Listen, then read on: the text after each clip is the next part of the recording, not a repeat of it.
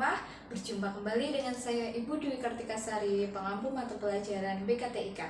Cermati dan pahami setiap materi yang akan disampaikan, tetap semangat dalam belajar. Mari kita simak materi berikut ini.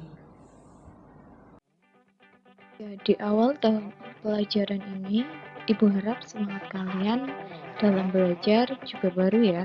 Dan Ibu harap semangat kalian dalam belajar terjaga sampai nanti di akhir semester. Nah, pada pertemuan kali ini, Ibu akan membahas mengenai mata pelajaran Teknologi Informasi dan Komunikasi.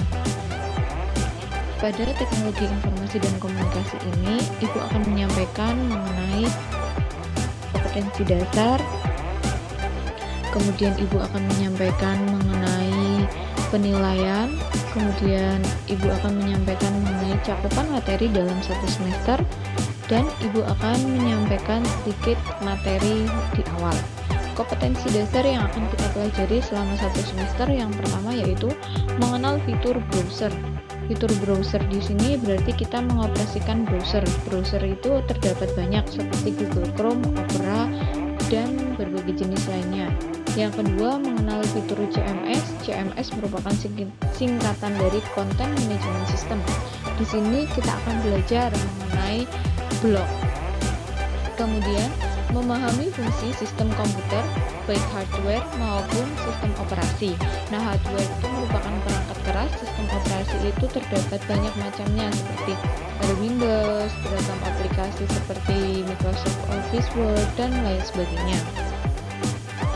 Yang selanjutnya yaitu memahami bahwa setiap aplikasi menyimpan data sesuai representasinya. Nah, di sini kita akan belajar mengenai ekstensi dari data.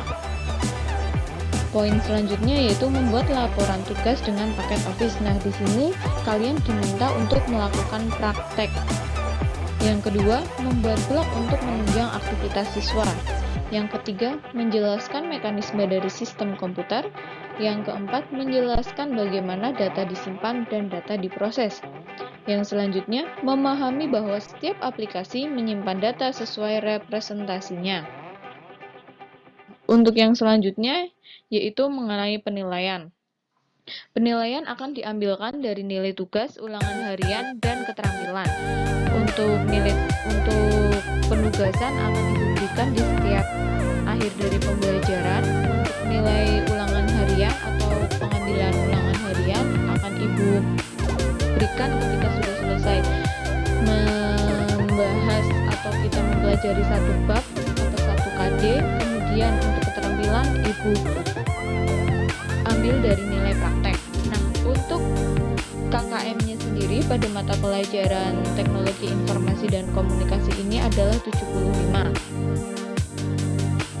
Nah, Ibu akan memberikan sedikit penjelasan mengenai materi di awal. Jadi, komputer pada saat ini sudah banyak sekali digunakan dan dimanfaatkan oleh ragam orang atau manusia, dari muda, tua, dewasa, hingga anak-anak untuk mendapatkan informasi, mencari hiburan, dan beragam fungsi yang lainnya.